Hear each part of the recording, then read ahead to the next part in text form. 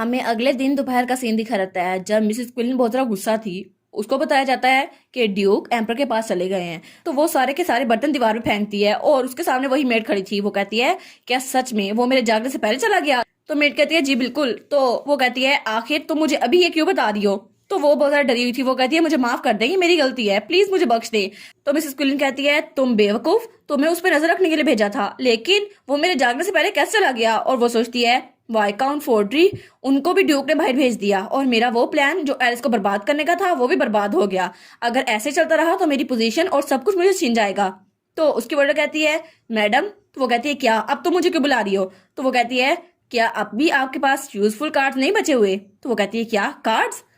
और दूसरी तरफ हमें हमारी एलिस दिखा जाती है जो वहां पे केक खा रही थी। वो कहती है ड्यूक पैलेस में गए हैं? तो उसकी मेट कहती है जी बिल्कुल, वो आज सुबह चले गए और उसका कमरा तो बहुत चमक रहा था। तो वो कहती है सर्वेंट्स कह रहे थे कि ड्यूक अनाउंस करने जा रहे हैं कि वो होश में आ गए हैं और इसकी वजह से वो अपनी पावर को रिगेन कर सके। तो एलिस कहती है अच्छा ऐसा है। तो वो दूसरा डिजर्ट उठाती है। तो वो कहती है और वैसे भी एम्पर खुद ड्यूक को बहुत ज्यादा वैल्यू करते हैं, उन्होंने तो बहुत सारी डिफिकल्टीज फेस की हैं और ड्यूक की पावर वो तो इंक्रीज होनी चाहिए ना, क्योंकि वो बहुत ज्यादा काम करते हैं और वो तो ड्यूक की दीवानी लग रही थी। तो एलिस सोचती है अच्छा तो एम्पर वो भी ड्यूक को इतनी तरह पसंद करते हैं। और वो सोचती है बुक में तो ऐसा कुछ भी नहीं था और ड्यूक उनके पास इनफ पावर तो थी लेकिन फिर भी एम्पर को वो पसंद नहीं था और आखिर में फाइनल विनर ने सबको संभाला हुआ था। लेकिन क्या इसकी वजह से मेरी लाइफ पीसफुल गुजर सकती है अगर मैं प्रीस बन गई? तो वो सोचती है अरे हाँ हो सकता है, बस मुझे अभी कुछ नहीं सोचना, मुझे केक भी फोकस करना होगा। तो वो सोचती है लेकिन अगर कैलियोस को पता नहीं चला कि फाइनल विलन कौन है और अगर फाइनल विलन के साथ डील करने से पहले मैं मर गई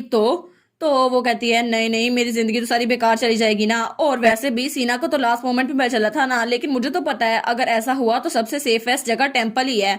तो उसकी मेड आइलिन कहती है मैडम आप ठीक तो हैं? तो हमारी हीरोइन कहती है हाँ हाँ मैं ठीक हूँ। और वो तो सच में बहुत ज्यादा परेशान लग रही थी। तो आइलिन भी परेशान हो जाती है। वो कहती है आपकी तबीयत ठीक नहीं लग रही? तो वो कहती है प्लीज अभी आप फिनिश करें इस डिजर्ट को जो ड्यूक ने आपके लिए बनवाया है। तो वो कहती है क्या कौन सी चीज किसने किसी के लिए बनाई है? तो वो कहती है ड्यूक ने स्पेशली कहा था कि आपके लिए डिजर्ट बनाया जाए, वो कल से कह रहे हैं आपका अच्छे से देखभाल करें क्योंकि आप उनकी फैमिली है ना। तो हमारी ने सोचती है क्या सच में ड्यूक ने मेरी डाइट को इसलिए बेहतर कर दिया है, ये सब कुछ ड्यूक की वजह से हुआ है? और वो सोचती है कल तो वो बहुत ज्यादा कूल लग रहा था ये कहते हुए, लेकिन वो तो ब्लश करने लग जाती है। तो वो सोचती है प्लीज अब उसका हैंडसम फेस याद ना करो, तुम तो ब्लश कर रही हो। तो आइलिन उसको देखकर स्माइल कर रही थी। तो हमारी बहन कहती है मुझे अपने दिमाग को शांत करने की जरूरत है, तो प्लीज तुम जाके रेस्ट करो। तो आइलिन कहती है जी जी बिल्कुल। और उसके बाद सीन चेंज होता है और हमें पैलेस का सीन दिखा रहता है जहाँ पे ड्यूक पहुंच गया था और उसके साथ ही कोई खड़ा था। तो ड्यूक कहता है चलो फाइनली मैं यहाँ पर पहुंच गया, अब मुझे वही काम करना होगा जो मुझे करना है। तो वो कहता है डॉक्टर, और उसके साथ जो खड़ा था वो असल में डॉक्टर था जिसने अपना रूप बदला हुआ था। वो कहता है प्लीज आराम से वेट करना। तो वो कहता है जी जी मैं समझ गया। और उसके बाद वो एम्पर के सामने था। तो ड्यूक उसके सामने झुकते हुए कहता है हिज मैजेस्टी मैं आपसे मिलने आया हूँ, मैं हूँ ड्यूक डेराट, आपका रॉयल नाइट। तो एम्पर वो कहता है ठीक है उठ जाओ। और वो उसको देखकर परेशान हो गया था लेकिन उसके सामने कहता है तुम्हें दोबारा से रिकवर देखकर मुझे बहुत ज्यादा खुशी हुई। तो ड्यूक सोचता है हाँ खुशी तो इनके चेहरे से जाहिर हो रही है। तो एम्पर का साथी उसके कान में कुछ कहता है और तब वो सोचता है मेरे जागने की खबर तो हर कहीं फैल रही है। तब वो कहता है ये आदमी जो उसके साथ खड़ा है ये तो एम्पर का खास सिपाही है और यही सारी खबरें उसे ला के देता है। तो एम्पर उसको देखता है और वो सोचता है लगता है एम्पर की शार्पनेस वो खत्म हो गई है, लेकिन शायद वो अपने साथी पे निर्भर है। तो वो कहता है थैंक यू एम्पर के फेवर्स के लिए, और मैं बहुत ज्यादा खुश हूँ कि आपकी केयर की वजह से मेरी यहाँ पे शादी हो गई और सारे प्रोसीजर को इग्नोर कर दिया गया, लेकिन डचिस की वजह से और उनकी केयर की वजह से मैं जाग उठा। तो एम्पर कहता है वो असल में। तो ड्यूक सोचता है अरे हाँ ये मैरिज तो अप्रूवल हुई नहीं थी और एम्पायर ने मेरी फैमिली को निग्लेक्ट कर दिया था, लेकिन उन्होंने मेरी फैमिली को इसलिए निग्लेक्ट कर दिया ताकि लेडी क्विलन के साथ मिलकर वो वहां पर कब्जा कर सकें। लेकिन अगर वो डिराट फैमिली को एस्ट्रेट कर रहे हैं नेशन की को, तो फिर उनका कुछ नहीं हो सकता। और सबसे इम्पोर्टेंट बात यह है कि रॉयल पावर सबसे ज्यादा मेरी फैमिली से ही डरता है और इसी वजह से एम्पर मुझसे नफरत करता है। हालांकि जिस दिन मैं मर गया तब भी वो मुझसे नफरत करता रहेगा। तो वो कहता है ये सब कुछ कभी खत्म नहीं होगा जब तक नया एम्पर बन नहीं जाता। तो वो कहता है इसलिए मैं यहाँ पर आया हूँ क्योंकि मैं अपने आप को आपके लिए डिवोट करना चाहता हूँ, प्लीज मुझे मेरी मिलिट्री पोजीशन और मेरी मिलिट्री पावर वापस दे जैसा आपने प्रॉमिस किया था। तो एम्पर कहता है क्या? तो उसका साथी कहता है क्या इनको याद था? तो ड्यूक स्माइल करते हुए कहता है जी बिल्कुल, आपने मुझसे प्रॉमिस किया था क्योंकि वार मेरी वजह से जीती गई थी और मुझे लगता है कि आप इसकी वजह से इस बात को भूल नहीं गए होंगे। तो एम्पर कहता है हाँ वो पोजीशन तो तुम्हारी है लेकिन वो पोजीशन अब किसी और को नहीं दी जा सकती ना, इसलिए ये बहुत ज्यादा इनएडुकेट होगा। और वो बहाने बनाने लगता है, लेकिन ड्यूक सोचता है ये तो अनमैच्ड है इस कंट्री का एम्पर बनने के लिए, इसको तो खुद समझ नहीं आ रहा है ये क्या बोल रहा है। तो ड्यूक कहता है अच्छा ठीक है, अगर आपको इस बात की समझ नहीं आ रही तो हम अगले महीने रेगुलर मीटिंग में इसको डिस्कस कर सकते हैं। तो एम्पर कहता है हाँ ये तो ठीक लग रहा है। तब ड्यूक स्माइल करते हुए कहता है अगर आपकी इजाजत हो तो मैं क्राउन प्रिंस से मिलना चाहूंगा जो वहां पे बेहोश पड़े हैं। और दूसरी तरफ हमें हमारी हीरोइन दिखा जाती है, वो सोचती है मेरा सर तो बहुत ज्यादा घूम ही जा रहा है कैलियोस की वजह से, और अभी तक तो मैंने बहुत ज्यादा खा लिया था, मेरा पेट भी बहुत ज्यादा दर्द कर रहा है, अब तो मेरा पेट बहुत ज्यादा दर्द कर रहा है, इतना कि मुझसे चला भी नहीं जा रहा। तभी उसको एक जगह दिखाई देती है, वो कहती है क्या ये जगह, और वहां पे कोई पुराना घर था। वो कहती है ये जगह तो मैंशन के पीछे है ना, लेकिन ये जगह यहाँ पर है, यहाँ पे कोई भी नहीं है, ऐसी जगह पे इंटर होना अच्छा नहीं होता। तो तभी उसे किसी की आवाज आती है, वो कहती है क्या अभी किसकी आवाज आई। तो तब वहां पे कोई आ रहा था, वो कहती है यहाँ पर कौन आ रहा है।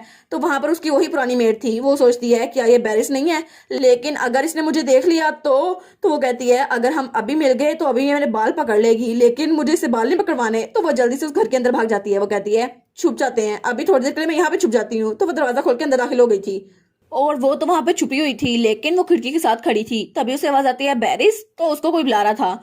तो बैरिस के सामने कोई आदमी खड़ा था। वो कहती है टॉम। तो मारिया सोचती है क्या लेडी किलिन यहाँ पर नहीं है, लेकिन ये कितना ऑकवर्ड लग रहा है ना इन दोनों को छुप के बातें करते हुए देखना, लेकिन ये है कौन। तो वो कहता है अब इससे फर्क नहीं पड़ता, मुझे लगता है कि हमारी पहली एफर्ट वो फेल हो गई है। वो सोचती है क्या इसकी आवाज इतनी ज्यादा परेशान क्यों लग रही है। तो तब वो टॉम कहता है ये बहुत ज्यादा इंपॉर्टेंट है, चलो जाके अंदर बिल्डिंग के अंदर बात करते हैं। तो हमारी सोचती है क्या ये अंदर आ रहे हैं, अगर अंदर आए तो मैं कहाँ जाऊंगी। तो तब बैरिस कहती है नहीं नहीं ये लेट डचेस की जगह है, यहाँ पे तो वो गुजरी थी ना, हम लोग वहां नहीं जा सकते, यहाँ पे तो भूत भी हो सकते हैं। तो हमारी सोचती है क्या यहाँ पर भूत होंगे। तो उस जगह पे देखती है तो वहां पे सफाई नहीं हुई थी और सारा का सारा सामान वैसे ही पड़ा हुआ था। और सोचती है अच्छा तो ये सेपरेट बिल्डिंग ये फॉर्मर डचेस के लिए थी जो कि कैलियस की माँ है ना। तो तब वो बाहर देखती है तो वो कहता है ठीक है चलो सेफ रहने के लिए मैं तुम्हें भी बता देता हूँ, मिसेस क्विले ने कहा है कि हम थोड़ी एहतियात करें। तो वो कहती है क्या अब तुम यहाँ पे आए गए हो तो इस मेडिसिन को रिट्रीव कर लो। तो वो कहता है क्या इसमें क्या लिखा है, क्या ये पॉइजन बेचने वाले का पता नहीं है। तो वो कहती है हाँ बिल्कुल। तो वो कहता है लेकिन अभी तो वो ड्यूक को पॉइजन देने में नाकाम हो गई थी, लेकिन ड्यूक अभी तो जागे हैं, अगर कुछ गलत हो गया तो हम सब के सब मरेंगे। तो वो कहती है नहीं नहीं ये वक्त नहीं है, वैसे भी अब सबको पता है कि वो जाग गए हैं, तो दोबारा ड्यूक को पता भी नहीं होगा कि उनको जहर दिया गया है, इसलिए हमें अभी ये करना होगा। क्या तुम भूल गए हो कि पिछली बार भी तुमने ही ड्यूक को जहर दिया था। तो वो कहता है क्या, और फिर उसको डराते हुए कहती है लेकिन अगर मिसेस क्विलिन पकड़ी गई तो हम दोनों भी जान से गए। और तब उस पेज को देखते हुए कांप रहा था। वो सोचता है अच्छा तो मुझे ये काम करना ही होगा। तो वो कहता है लेकिन ड्यू को पहले भी पॉइजन दिया गया है, अब तो सिक्योरिटी टाइट हो गई है, उनको पॉइजन इस बार देगा कौन, मैं तो नहीं देने वाला। तो वो कहती है तुम फिक्र ना करो, ये काम वो डॉक्टर करेगा, हम उसको कहेंगे कि वो इस सबको मिला दे और सब कुछ वही करेगा। तो टॉम कहता है अच्छा ठीक है मैं समझ गया, तो मुझे ये कब लेके आना है। तो वो कहती है बस इसको तब लेके आना 2 दिनों में, जब छोटे लोड यहाँ पर आने वाली है, और जब वो यहाँ पर आएंगे तब तुम इसको ला सकते हो। तो एली सोचती है क्या वो दोबारा से ड्यू को जहर देने वाले हैं, लेकिन अभी मैंने क्या सुना, क्या मुझे ये सुनना भी चाहिए था या फिर नहीं। और इसी के साथ ये वाला पार्ट यहाँ पर ख़त्म। तो आप लोग बताइएगा आपको ये पार्ट कैसा लगा, प्लीज़ लाइक करिएगा, कमेंट करिएगा और शेयर करिएगा। और जो न्यू व्यूवर्स हैं काइंडली वो चैनल को सब्सक्राइब कर दें। और पिछली वीडियोस का लिंक आपकी स्क्रीन पर नज़र आ रहा होगा तो काइंडली उनको भी चेकआउट कर लें। Thank you so much.